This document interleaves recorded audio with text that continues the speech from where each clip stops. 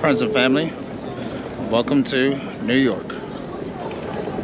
Nah, just joking. But when you think about Japan, do you think about the Statue of Liberty? When you think of Japan, how about Sengakuji? Final Fantasy Cafe, Akahabara. Little tiny alleys. You think of sake, think about Tsukuchi's. Clappy, Team Lab, Borderless, Tokyo Tower, the making of Harry Potter, Pokemon Center, Japanese cutting knives. The Shibuya Crossing, Hachiko, Mount Fuji, Maid Cafes, Gundam, because I know. But this is the first time I've actually seen a Statue of Liberty in person, so thank you, Tokyo. Just tuned into my Japan series, welcome. In the last video, I took you to the Gunma Prefecture to a village called Shima, where I visited a famous Seikenzan Onsen Inn, the real-life location that inspired the classic anime film Spirited Away.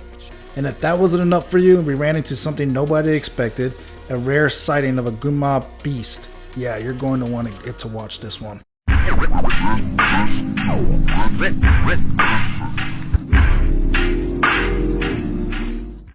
When most people think of samurai, they picture a sword. But the real story of Japan's warrior class goes very deep than that. For much of Japan's history, this country was a bloody battlefield. Rival clans competing for military and economic power. The men who fought those were also samurai. And to understand them, you have to understand their world from head to toe, literally.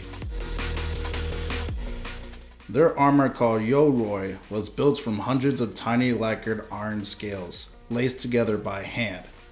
A full suit had 6 parts: the kabuto helmet, chest plate, armored sleeves, shin guards, thigh protection, and a face mask. That helmet alone told you everything about a warrior: his clan, rank, his personality. Yes, there's the katana, which is a curved single-edged blade that became the soul of the samurai, but they also carried the wakizashi and the tanto. On the battlefield, they had the spear, which was called the yari, and then they also had the naginata, which was a pole blade, far more deadlier than any sword. The katana was personal, the spear won wars.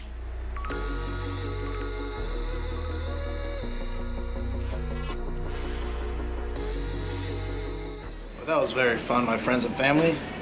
Learned a lot about the culture and history about ninjas and samurais, and even won in a ninja throwing stars / aka shuriken competition. Pretty cool. It's pretty cool experience. Now we move on to go learn what else. You scared me, boy. You scared me. In the year of 1703, a band of lordless samurai changed Japan forever when they avenged the death of their master in one of the most legendary acts of loyalty in human history. The story of the 47 Ronin. Right here, it speaks about the lore of the 47 Ronin when they cut off the head of Kira. And they washed his head right here in this well. And laid it in front of their lord's grave and announced their success.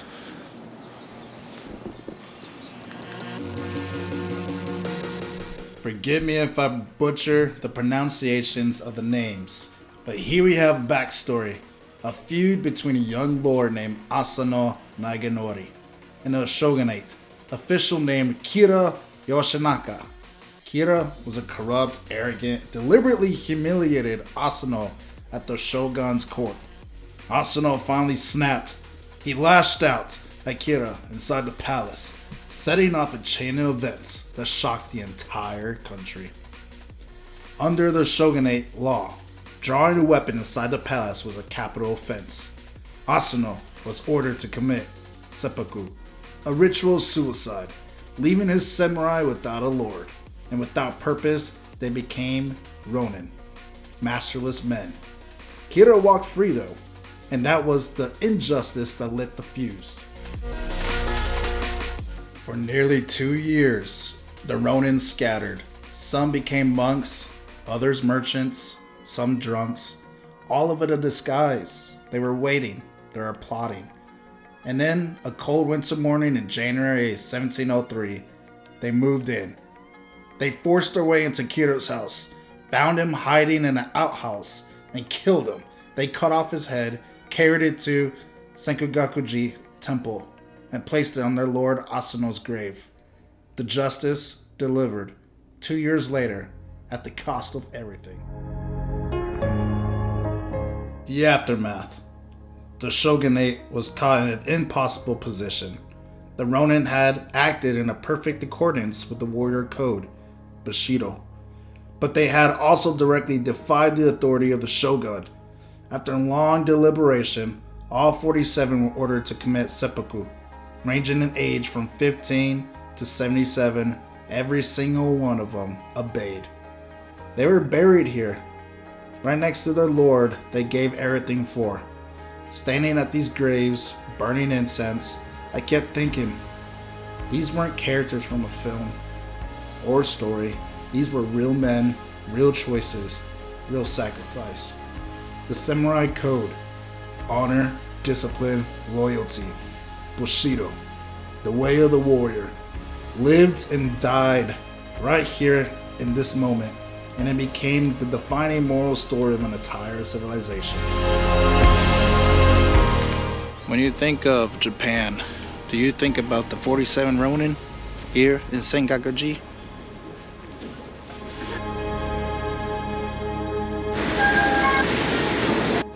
When you think of Japan, does Tokugawa Yoshinobu come to your mind?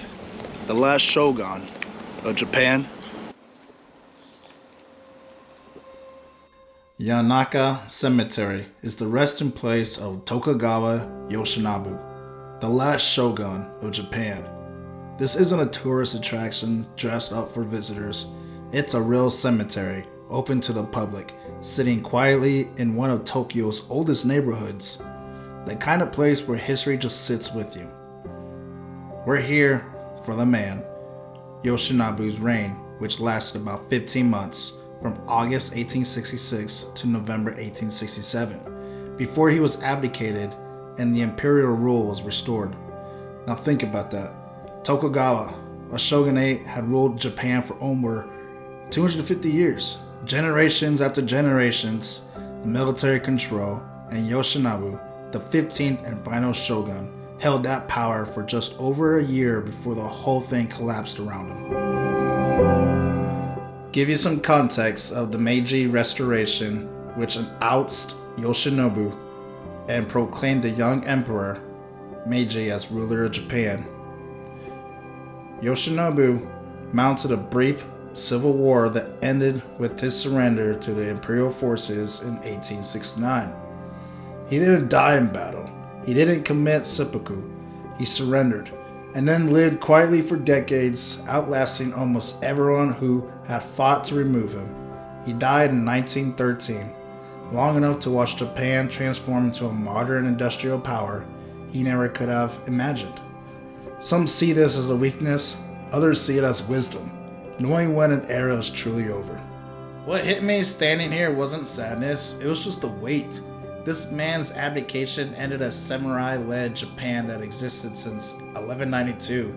Over 700 years of warrior rule, the feudal system, the daimyos, the Bushido code, katanas at your hip, a symbol of who you are, all of it ending with one man stepping down.